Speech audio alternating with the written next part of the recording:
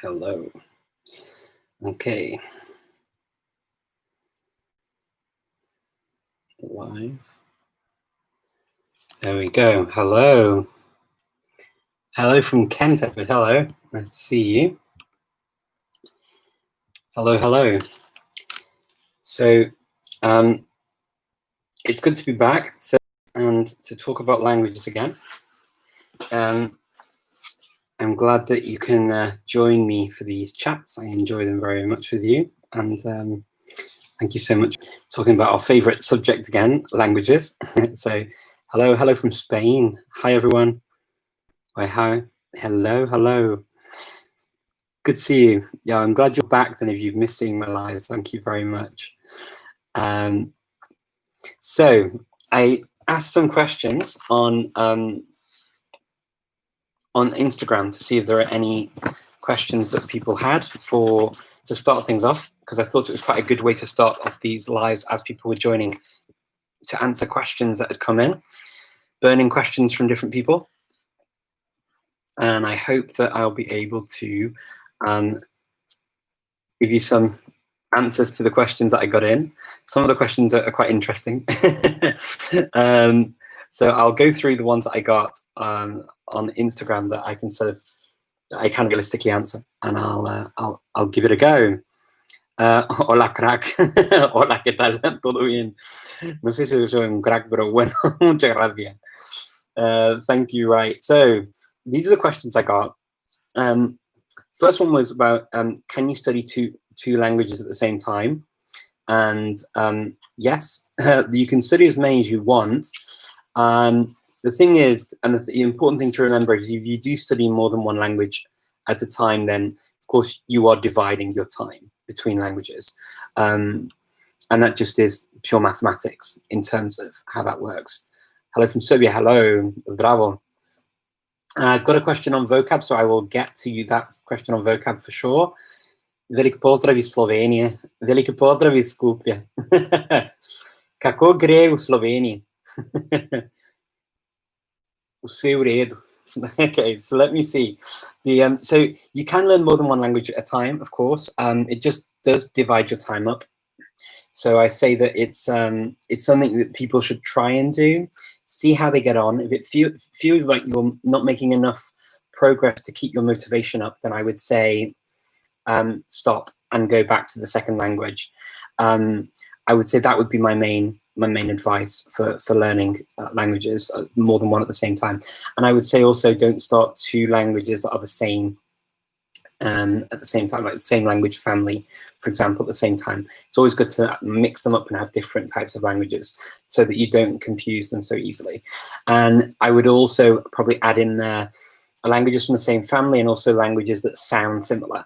So for example, Spanish and Greek, they are not related very closely, but they have very similar sound patterns in the languages. So to the point that Greeks, if they hear Spanish from far away and can't understand the language, they can sometimes think it might be Greek, and the same the other way around. Spanish speakers can sometimes hear Greek and think it's Spanish until they hear a little bit more closely that actually it's not.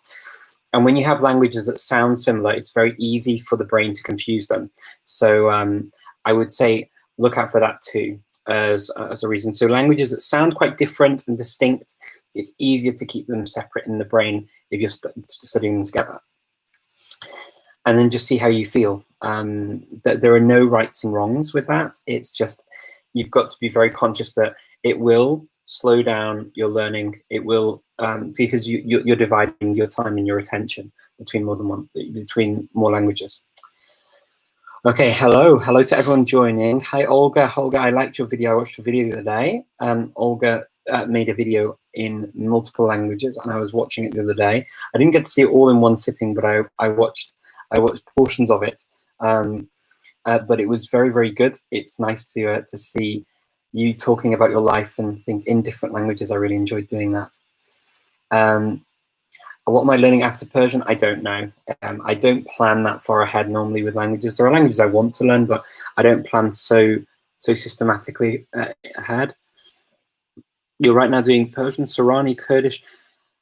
Turkish, Dari, Arabic, and Albanian. Wow, that's a lot. That's a lot of languages, and a lot of very different languages. ¿Vale? Ok, con idiomas, con niños y tal y cual, ¿vale? Puedo hablar un poco de eso también. A ver, voy a responder a las preguntas que tengo aquí y luego voy a volver a las otras preguntas. Si no respondo, pues me puede copiar y volver a preguntar, por favor, porque no quiero que olvide. Given advice, people want to take the C1, C2 exam. Yeah, if you're going to do a C2, C1 exam or any exam, get the past papers and try them.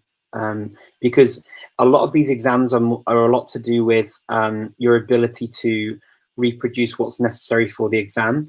The language is important, of course, but you need to know how to write because you've got to show certain abilities in a language, and you need to know what they're testing for. So that would be the thing that I'd say if you're going to take an exam.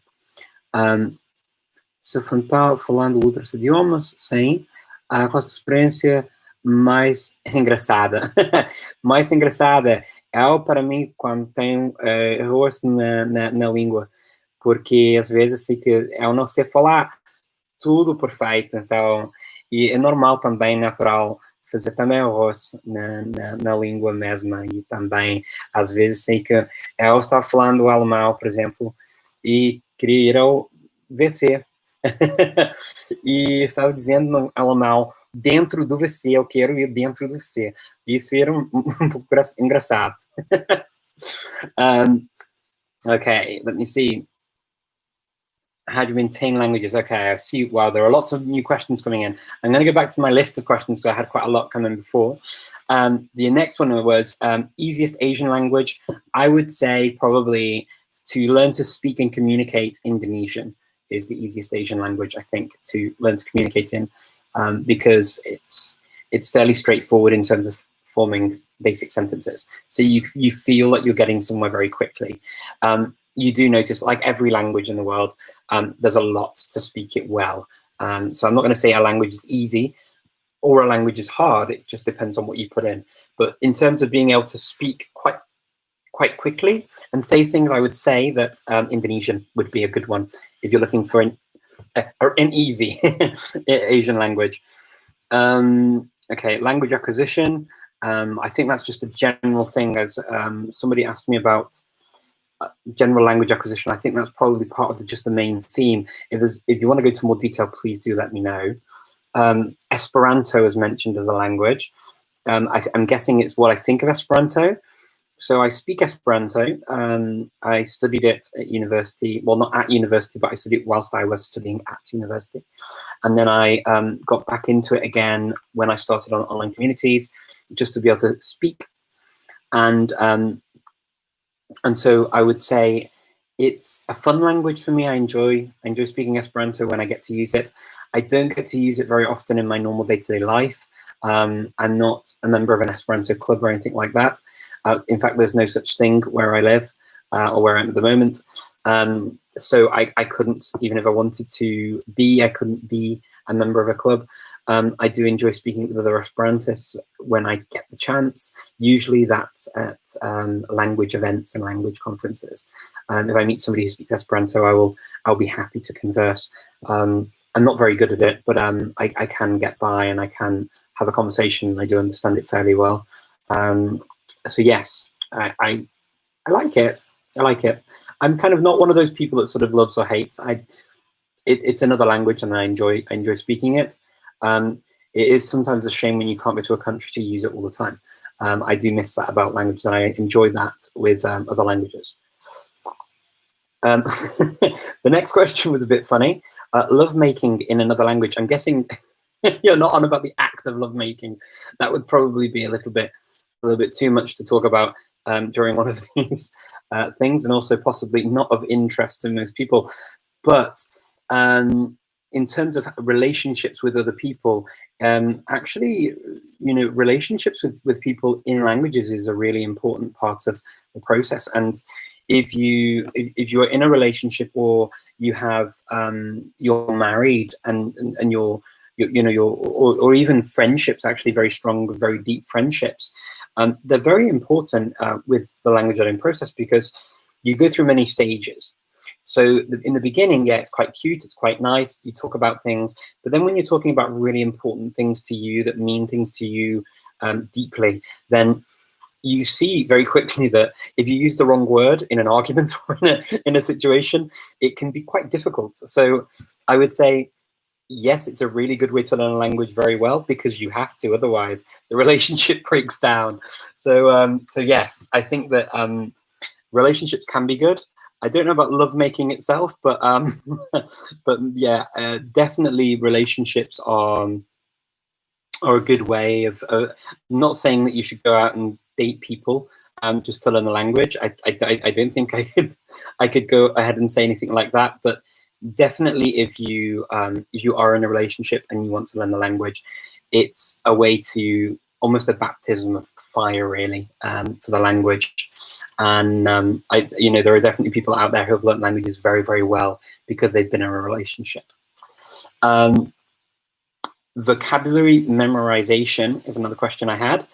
And I would say that with vocabulary, it's really good to learn languages in context. So listening to lots of different inputs, reading a lot, listening a lot, helps you to basically pick up the vocabulary that's important and that is needed and that you come across very often.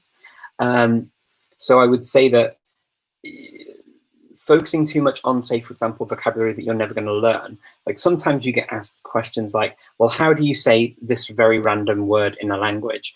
And that doesn't really test anything. All that tests is, do you know a random word in a language? Because the next random word you may know, the one after that you may not know.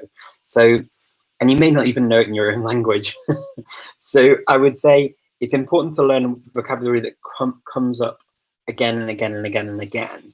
And the only way to do that is to be confronted with the language constantly. And there's a lot of language that comes under that umbrella. And also you'll find that if you don't come across language very often, but you hear it enough to understand it, it may not be in your active vocabulary, but it may be in your passive vocabulary.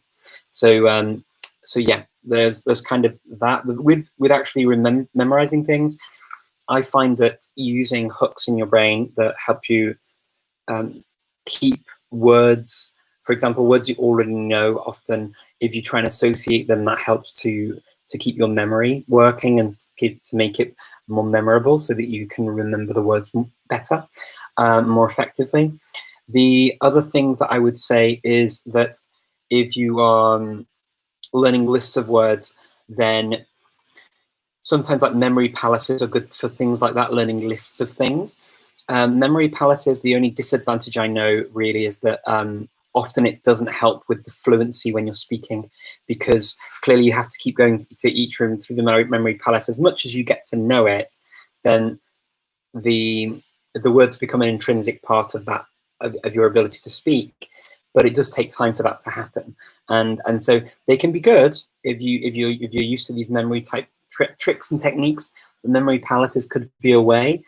They involve using stories to help make things memorable, but I find personally that more often than not, some of those techniques actually take longer to master than just sitting down and being exposed to the language and learning and using the language.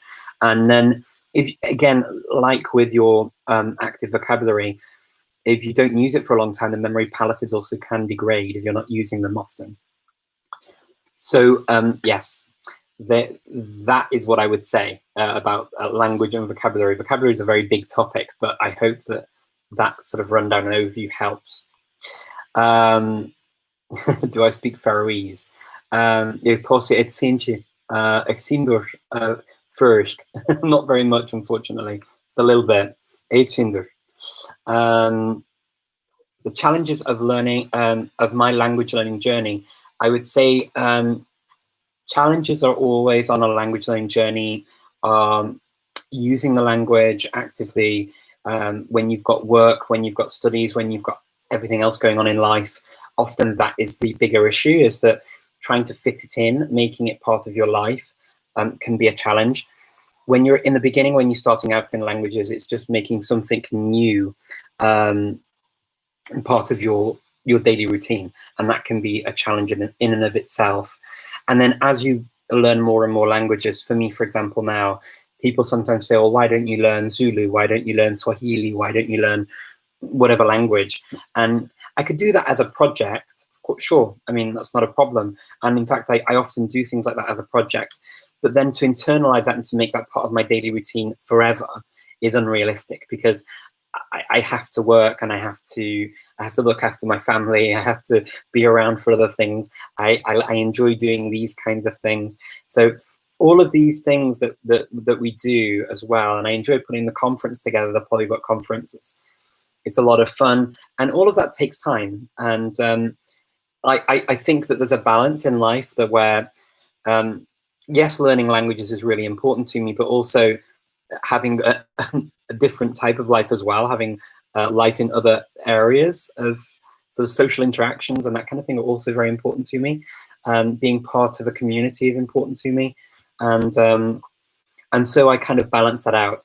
And so running off and learning Swahili just randomly, as exciting as that sounds, it may not fit into what I've got going on in my life at that time. So that's kind of where I am, and that's kind of I think that's the constant battle for a lot of people. You've got to balance out and find where that balance is. It's not always easy of how much time and how much energy and how much effort you can actually put into your language learning and what your goal is with it. They're the most difficult questions, and that's all the way through. I think that's the most difficult thing anytime. And then motivation specifically about negative comments. So they were the questions that I got. The negative comments thing is interesting because there are two different aspects to it. So sometimes people are just going to hate on you because, yeah, I mean, we're in a world where we put ourselves out there very often. Like I'm now on YouTube, on Instagram, on Facebook, and people will comment on ridiculous things about me. And I mean, to be honest, I've been doing it for so long now. It's been like 11 years. I've probably read just about every mean comment I can read, and it's weird the first time you read things like that. I mean, I'm not stupid. I know people say nasty things for very many reasons, and I tend to sort of think, well, where are they coming from?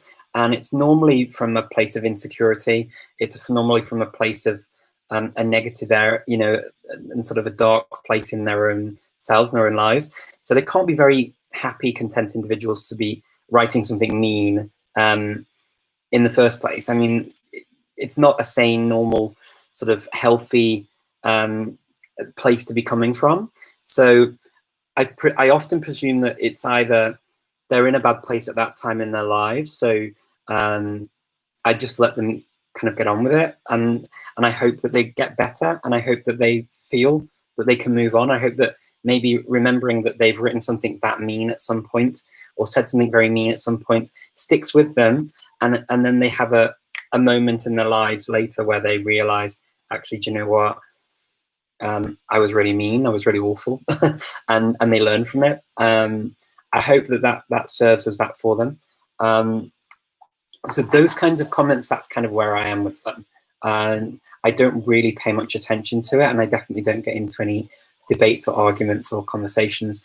I did once when I had a video came out, and I replied to people just because they were saying things, but they had their actual names and faces. And I thought, do you know what? I want to show people that do get this hate, that you can reply with a funny quip back. And often these people, they don't really have anything else to say. But I didn't want people who maybe get these kinds of mean comments to think that you have to constantly sit back and take it all. It's sometimes okay to say, hang on a minute, what are you talking about? You're no better than me and I'm no better than you. Why are you doing this? So I kind of brush things off like that normally. With negative comments actually have some foundation. So things like, I don't know, my ability in a language or whatever else, I would say that I take it on board and then I try and work on it. I don't tend to focus too much on the negative. I tend to see how I can improve. And so if someone's mean-spirited and they don't know how to give you nice feedback, doesn't mean that I have to ignore the entire feedback. Sometimes I listen to the feedback and take the good out of it. And even if it wasn't meant in that way, it was meant as a mean comment, at least there's something for me to learn from in that comment. So I often focus on the positive. I'm generally a fairly positive person in that way, and I don't tend to, comments like that would not put me down so much. I tend to feel that I grow out of these kinds of experiences. So I would definitely encourage people to really consider the whole 3D human experience of when people say things like that and when people are mean-spirited. That it doesn't mean that they're a nasty person always. They might be really mean all the time, and I feel sorry for them if they are mean all the time, because it's not a very nice way to go through life. It's a lot nicer to go through life in a positive way where you actually take the time to be nice to people, because I get as much from being nice to people as people get from me being nice to them. So I say just look at it as that, and if there's a problem, often it's a problem with them and not you. But also, listen, if it's something to do with the language ability, then maybe there's some criticism there that's worth taking on and working with. Yeah, okay, let me see. So I'm going to go back to the questions I have here now. I apologize that I took so long on those ones, but hopefully they were interesting ones to answer. I thought they were quite good questions. Let me see. I saw a few questions. Can you imitate different English accents? I would like to hear you speaking American with an American accent, or any other one. Okay, so I don't know what kind of American accent you'd like me to speak with. I don't know. I learned how to speak with different American accents from TV, from television, from movies that I hear. Where I've been growing up in the United Kingdom, we get a lot of American accents. So, and like they go from like that to like more of a California girl, Valley girl type accent. Really cool, amazing. I love it. So yeah, I like that kind of thing. It's a lot of fun. I don't know what you think about that, but I think it's mighty fun. And the Australian accent's an accent, obviously, as well, from the United Kingdom. We've got a lot of things from Australia, like Neighbours, Name and Away, and I basically grew up listening to that type of English, and it was very different. So, and then like around the United Kingdom, there are accents that we have as well. Like Scottish accent's an accent that clearly at the moment I'm learning Scots, and it's quite interesting. This is more of a Scottish English, but I can now starting to learn how to speak Scots a bit as well. And then an Irish accent, obviously, an Irish accent is something that I found quite pleasing to the ear, so I like it a lot. The sort of Southern Irish accent, then you go to the Northern Irish accent, was a bit harder, like hi now, Brian Cow. It's that kind of way of speaking, it's great. I got the no wrong that, that's great, that also it is. And there are many, so the Welsh accent's more like that, in English, it's great, so it is. So there are many, many accents I could possibly do. I'm not going to be perfect in them all, but they're a lot of fun. I enjoy it, and I do them because I like them. Let me see. A little bit of fun to break up there. The questions. Okay. Let me see what else I've missed here. How do you maintain the languages? So basically, yeah, maintaining languages. I use the ones that I use for work and for my living situation most, and they kind of just maintain themselves naturally because I'm using them. And then other languages, yeah, I tend to try and expose myself as much as I can. So usually every day, every other day, I will listen to something in a language, think about the language, and I do it that way, really. I don't have a set timetable or anything like that. Some people are a lot more sort of dedicated to having a set timetable with sort of even spreadsheets I've seen in the past. That's not me. I'm more sort of happy-go-lucky and sort of go through. But yeah, I spend a lot of time with languages. I mean, probably around, I don't know, it's hard to say. I mean, I speak a lot of languages anyway during my day. So, I mean, my whole life is in different languages. But then after that, I would probably say maybe about 3 or so hours a day just with other languages. maybe an average. So yes, quite a lot of time.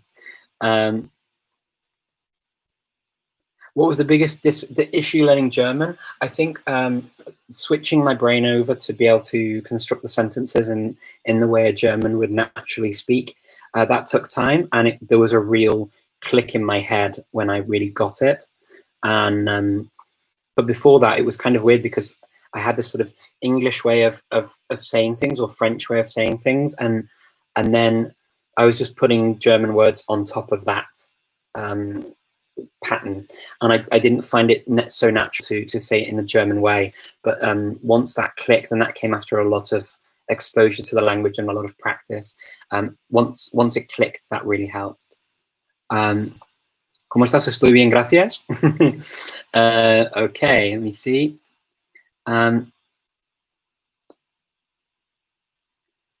Okay, from multilingual children, I see a couple of questions on multilingual children.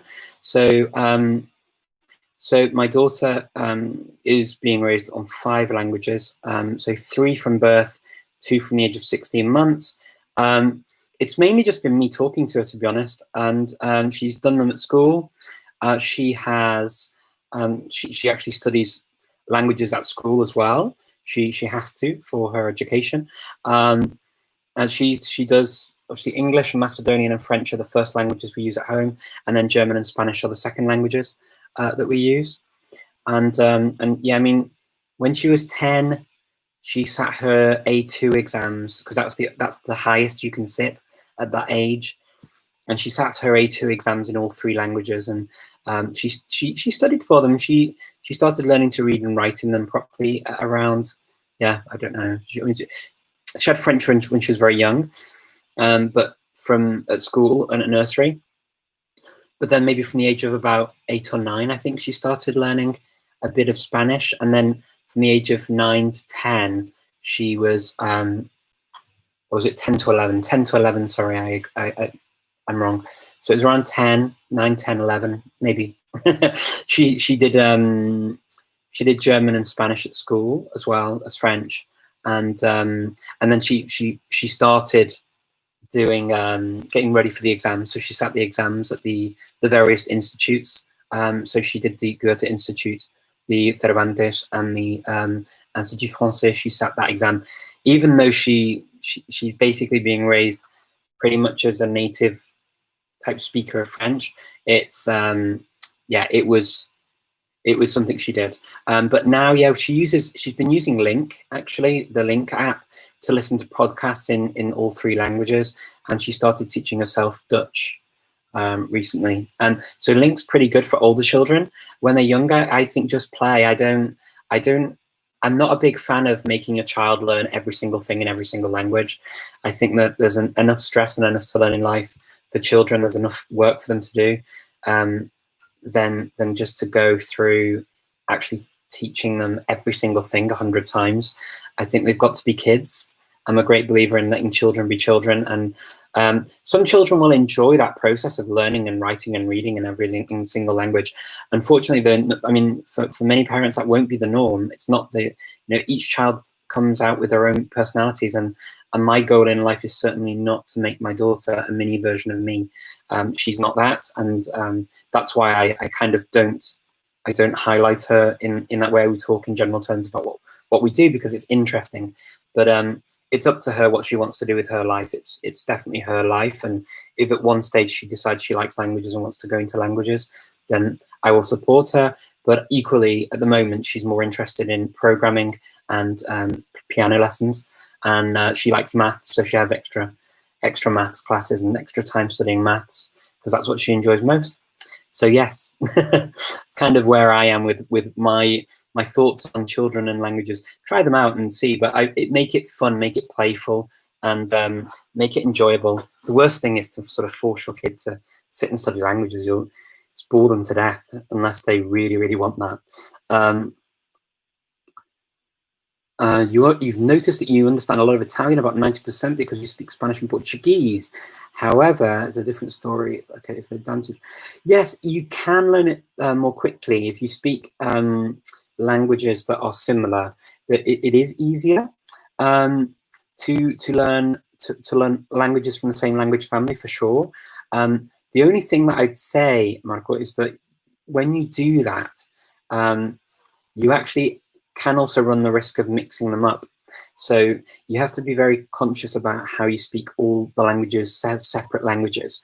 I have met people in the past who have learnt a number of languages from the same group, and they end up speaking a kind of a version of Esperanto of the language. So it's kind of a mishmash of all the languages, but if they were to talk to individuals from each of the countries, none of them would identify it as their language per se, as a pure form. They would say, oh, they speak kind of a version of.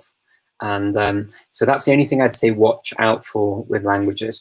I definitely have had that experience myself with some of the Scandinavian languages. When I've been speaking Norwegian, often Norwegian speakers would have thought that I was just speaking a kind of a Norwegianified Swedish, and because Swedish is my strongest Scandinavian language. And then the same thing with Slovak. It was very Czechified, and Polish. My Polish was very Czechified as well for a long time. Even my Macedonian, when I first learnt Macedonian, it was very Czechified. So it's really important to get the practice in. It doesn't mean that even if you mix them in the beginning, it doesn't mean that that's going to stay that way. You will divorce them eventually if you carry on with them, but it takes years. And so, I mean, I got there with Macedonian. My Macedonian now does not sound in any way, shape, or form Czech. But yeah, it takes time. Have you ever thought about learning Kurdish? Yes, absolutely. I think about every language. I love every language. Greetings, hello. Nice to see you all from Houston, Texas. Oh, nice to see you all joining. Thank you. What about thinking about creating my own language? I honestly don't have time to create my own language. It's a sweet idea, and I people that do the conlang stuff, I think it's fascinating what they do and how they come up with them. Me personally, probably not where I'm going with my language story. Who knows in the future, though? Never say never. That's what I say. Hello from Brazil. Hello. Konbanwa, Zaka-san. Genki desu ka? Como você mudar de idioma tão rápido? Eu consigo. Isso também, sim. Tenho que pensar um pouco para fazer isso. Eu trabalhava também com vários idiomas. No trabalho na Inglaterra também, muitos países. Então, eu tenho também muita experiência com isso. Com o telefone também eu falava espanhol, inglês, alemão, holandês, português, sueco, todas as línguas eu tinha que falar assim, também muito rápido, e por isso agora eu tenho que falar. It takes practice, though. Você tem que praticar muito para fazer isso. Isso para mim também é uma coisa que eu necessito muito tempo para fazer isso. Eu acho que é uma coisa que é realmente uma questão mais de prática, que é nada mais disso. Sou português melhor, deu mel. Sou brasileiro. Obrigado. Não acredito isso. Não é verdade. Do you speak Hungarian? Egy kicsit magyarul beszélek. Sajnos nem nagyon jól. Do you ever find yourself speaking to each other? Okay. Someone else speaking each other's languages in a conversation. So sometimes if I go from language to language, or I'm playing around with languages, then sometimes there can be a little bit of confusion. That's natural. I don't really sweat it too much. I don't really worry. But yeah, and I've also had conversations where I speak one language and we code switch between languages as well. Especially if I meet some people from Skopje who have been here and grown up here all their lives and have family from here. They may mix Albanian, Turkish, Macedonian, and maybe even Serbian too. And I've had conversations where I've mixed all four.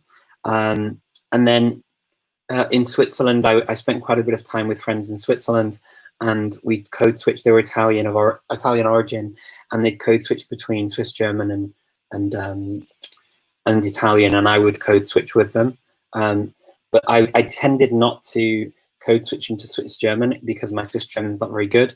I would code switch from High German into Italian and back and forth. So I got very used to doing things like that. And also, I used to, when I was at university in France, I had to do an interpreting class, and I had to interpret between French and Spanish. So I kind of got used to switching certain languages in and out. And at home, we speak 5 languages, of course, as well. So yeah.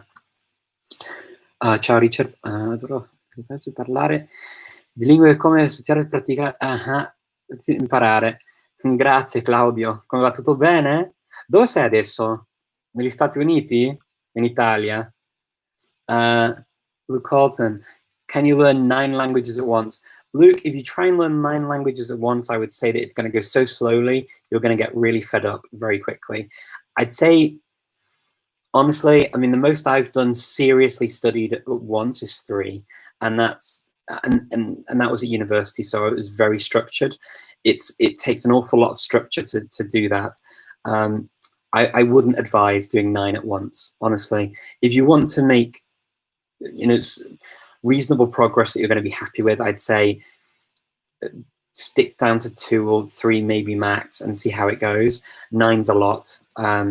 Because you've got to find time to get the input as well, and it's going to take a long time.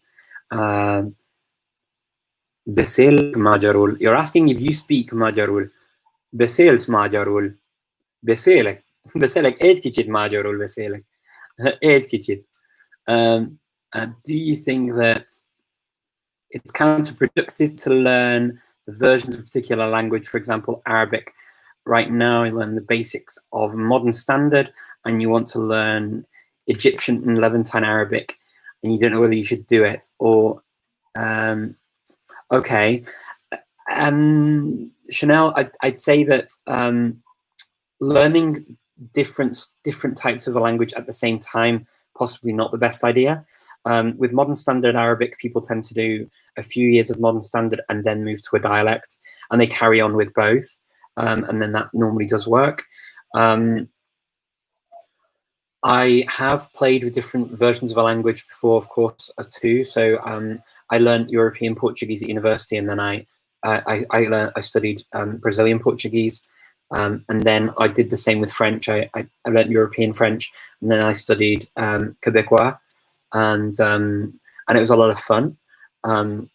With Spanish, I can't say I did it in the same way, but I'm very familiar with some of the Latin Spanish, the Latin American Spanish dialects, because I've had a lot of contact with them, with friends and actually family.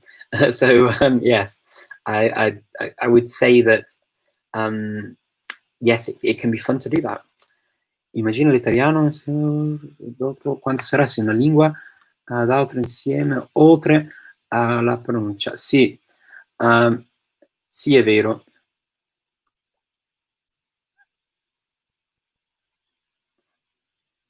When a student teaches a language, another student. I'm not sure I follow the question. What are the problems when sorry, I need to reread this. What are the problems when a student teaches a language to another student other than pronunciation? I think gaining confidence in speaking and actually making sentences takes time. A lot of people get frustrated because they can, well, the easiest thing to talk about is yourself, okay, and we all learn to do that quite quickly. But actually, when you're taken out of your comfort zone, that can be a bit disorientating for anyone learning a language. And it can often, you can feel this imposter syndrome of, oh, you've been studying it all this time, you've been doing so well in certain contexts, and then all of a sudden, you almost feel like you're starting again. And we all go through that feeling. So I would say that is quite a difficult thing for the manage for students and teachers. Thank you very much, Addison, for that. That's very nice of you to have been watching my videos for 10 years. That's really kind. Thank you. Sono Miami, Florida. Ah, Florida adesso. Ah, che bello. Meglio di qua. Greetings from Brazil. Greetings. Obrigado. Muito obrigado.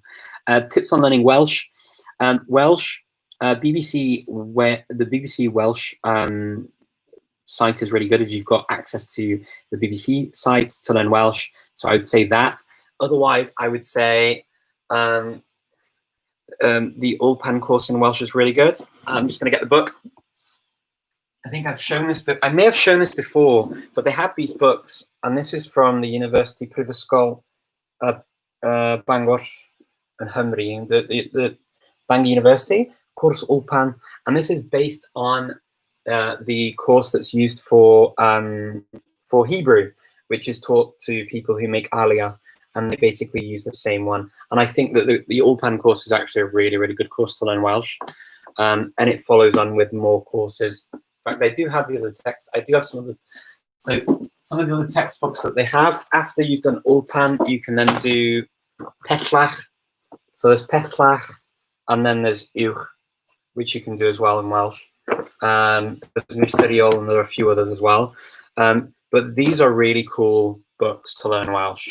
And they're probably the best because they teach you how to speak in a way that this is actually a version for, if you look at the top, they have different versions. This is Cwrs o Gogledd, which means the northern course, basically.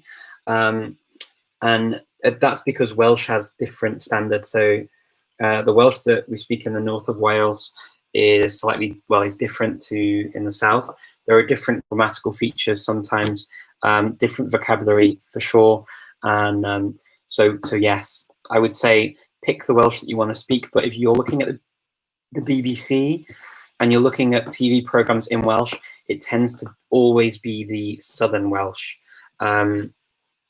which they use. Both, it's understandable. It's not that it's a completely different language. It just, you've got to be aware that wherever you're living or wherever you want to, focus on, that there is that difference between the two different types of Welsh. Let me see. Merhaba, merhaba. Talk about the meaning of life. I don't know if you want to hear me talking about the meaning of life. Isn't that 42? I think that's 42. The meaning of life is 42. Tips on Russian cases. Learning context. Cases are best learnt in context. So I'd say lots of exposure to the language, lots of learning how to say things that you want would be a nightmare, because it can feel quite disconcerting when you start thinking of all the different paradigms that you have to learn by heart. I'm a great believer in learn what you need when you need it, because otherwise you can look ahead and sort of get an overview of it, of course. And I think just for your own sanity, sometimes you need to do that. But learn what you need to learn in context, because that's the way that it will become automatic and you'll get a feeling for the cases. Cases need a feeling. You need to develop a feeling for them. Have I been to California? Yes, I have been to California. Only to the south of California, though. I've not been to español, pues, no sé.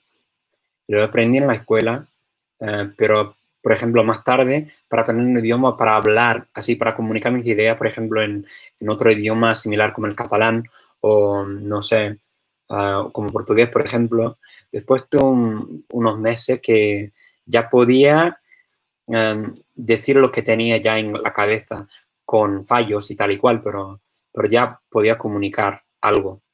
Pero con fluidez, no lo sé, es difícil decirlo, porque siempre hay que tener un nivel bastante alto para hacer esto, ¿no? How easy is for French for someone who speaks Spanish and English? A lot easier than it is if you don't have them, for sure, because if you speak languages that are similar, you get a lot of free vocabulary, and the vocabulary takes a long time to assimilate in any language. Okay. I'm just going to check on, make sure I'm not missing anything on YouTube. I'm sorry, YouTube. I was a bit slow coming back, and do excuse me, please. Okay, so I can see Peggy. You're asking me some questions here as well. Here we go. What would you consider to the video? Okay, the video with a guy on YouTube. His name is Esteban Fortunado. Oh, a teacher on italki who speaks 10 languages. I don't know him, or at least I don't, his name doesn't ring any bells to me. I know Esteban, but I don't know if it's the same person. I don't know. Sorry, Peggy, I don't know. Could be good. How fast could you learn Slovak B2 if you were to learn Czech B2 level? You'd be able to understand it very, very quickly. In fact, within weeks, I think you could convert Czech to Slovak. it wouldn't be perfect, when it would take them practice and time to perfect it and iron out the problems. But you can understand it to a similar level very quickly because they're very closely related. It does take time though, and I think I studied Slovak for a few weeks just to take part in a competition a few years ago actually, and I was able to communicate in Slovak, but because I didn't carry on with it and it didn't stay with me, the language just went again as quickly as I learnt it. It disappeared, and I couldn't use it. So I'd say I don't know who that is. I could possibly have a look. I'll do my best. I can't promise that I'll be able to look. I don't have very much free time at the moment with all of the Polyglot conference stuff going on as well. A lot of my free time is used to look at that. How long do I study per day? I think I answered that question before. When do you review materials you've already studied? Okay, you don't longer read the words. Good question, Richard, actually. So I say reviewing your materials is actually a really good thing to keep doing throughout, because it's when you've heard things and read things over and over again, that's when they start to stick. Doing it to the point that it becomes boring, definitely not, because then you're gonna bore yourself into not wanting to learn the language. But certainly doing it when you've got very little time, or you don't feel like you've got the energy to move forward in your learning, you don't feel like doing something new, you just feel like vegging out and doing nothing. It's a nice, easy way to consolidate what you've already learned and to move forward in a good way. So I would say review as often as you can. Obviously not so that you're staying in one place, but you should be reviewing pretty much every day for at least 15 minutes, and then at least twice a week for active learning to move forward. I always say that's the best way. Any advice for learning Russian? Yeah, take it slowly. Don't worry about it being difficult in the beginning to start saying things in Russian. To start saying basic things in Russian takes quite a long time. It gets easier much later on in the process. It's the same with many Slavic languages, that in the beginning, because you've got the case systems and because you have to change things, it feels quite prohibitive. But I'd say that if you learn things in context, that's a really important thing. Using things like the Michael Thomas type methods. Some people also like other audio courses where you sort of learn to communicate using sentence patterns, and I think that's probably quite good because you're getting a repetition. So you could try that if you're finding it a bit weird in the beginning with Russian, and then I would say that you sort of build slowly but surely on the Russian. It just takes time, unfortunately. If you learned the language before, in my case French, and you've seen, okay, so you've not seen it for a long time and practice it, how do you refresh it? Hussein, basically you need to just go back to some materials that you can understand. So I'm going through this at the moment, in fact, so I can tell you exactly what I'm doing. So I studied Finnish as a project many years ago, and I decided that I was going to refresh my Finnish. Not that I'm planning to take my Finnish to a high level, but I'd like to go back and see what I remember. And actually, I found out that I don't remember very much of my Finnish. My Finnish is actually very, very bad.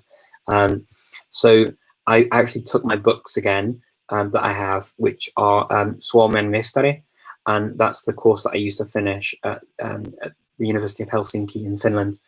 And I'm going through the dialogues on Link. They're already on Link, so I just listen to the dialogues and read through with the dialogues, and I just do one thing a day, and that's it.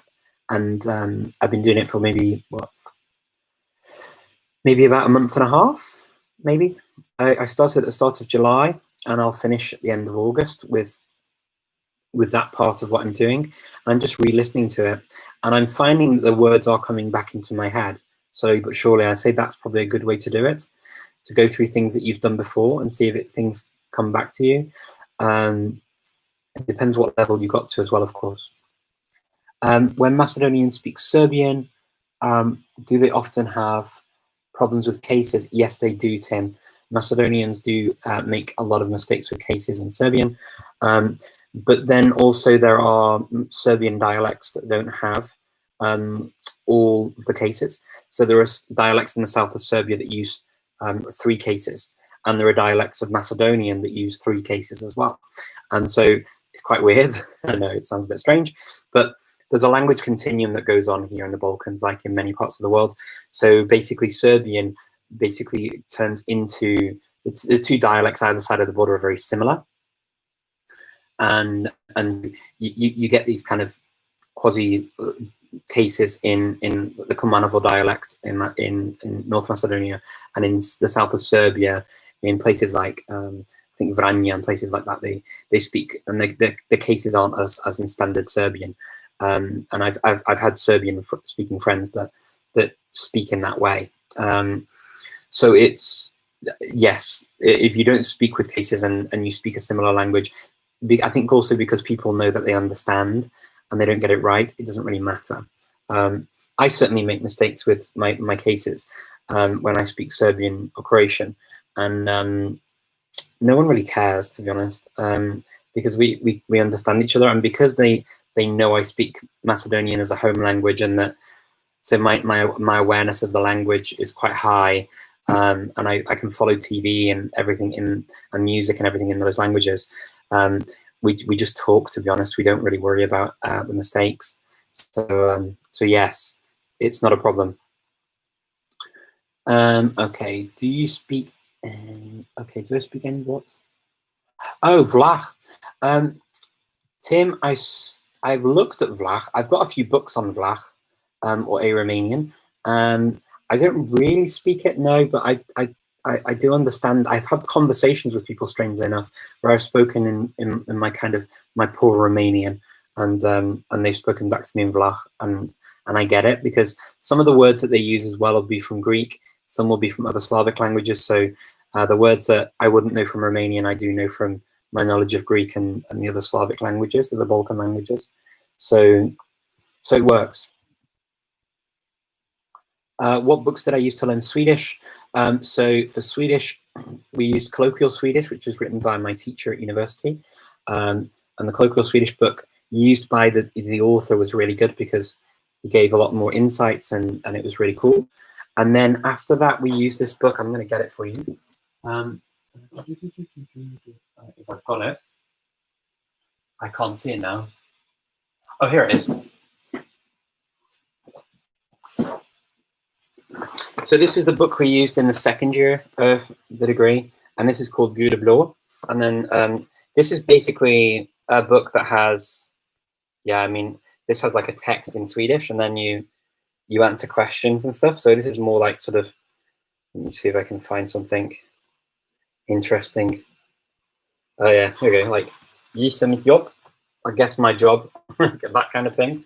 And then sort of like proper text in Swedish, where you have to read it and then answer questions on it, kind of like you do at B1, B2 level, I guess. But of course, these levels didn't exist when I was at university. These are kind of a new thing. So you can see the kinds of things that I did. And we went through the whole of this book at university, and then I basically just carried on by practicing with people, using it for work, and that kind of thing. I don't even know if this exists anymore as a book you can buy, but this is the book we used. This one, and then Colloquial. For the first year at university, we used Colloquial, and then additional materials for pronunciation. Let me see. As a native Romanian speaker, it's often sometimes hard to understand. Yeah, it is. I agree that with Romanian, it's not always going to be simple if you just speak Romanian. Is Slovene extremely different? What do you think about Slovenian dialects? Slovenian dialects are very diverse. So Slovene is it's got kind of an Arabic situation going on, in that you have the standard language that's used on TV and in the media, but that's not how people speak. They have their own dialects all the way through Slovenia. And it's a bit like Swiss German. You don't really have Swiss German, only exists in the minds of foreigners. In Switzerland, they don't talk about Swiss German. They talk about Zurich German, Zug German, Bern German. They talk about the different areas of where they speak it, and they're all different. Swiss German is kind of like, yeah, it's just a term for the whole, all of the dialects together. And Slovene is kind of a similar thing. It's a term for all the dialects. So Slovene, standard Slovene has the dual, which is the only language in the Indo-European family to have retained the dual, which means that there's not just an I and a we for the singular and plural. There's also a dual, so there's two people together. So there's we two, you two, and they two, and all of those have different endings for the adjectives, nouns, and verbs. So kind of like in Arabic. And it's the only Indo-European language that's retained it fully. Other languages in Europe have got aspects of this, so they will say it for certain words. A number of, I think all of the Slavic languages have retained it for certain numbers and for certain things that come in twos, but not all of them. Let me see, Bulgarian verbs belong to a lot of different counterparts. Say Bulgarian, which is very sad, okay, especially. Aorist is past imperfect. What's the best way to learn endings of Bulgarian verbs?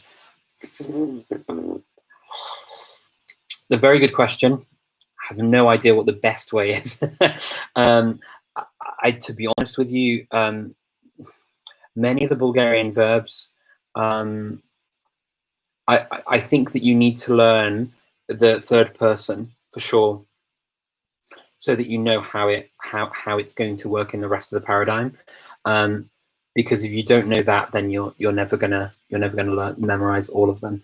Unfortunately, I've only got 2 minutes left. I've got to go because I'm getting a warning now on Instagram that my time's up.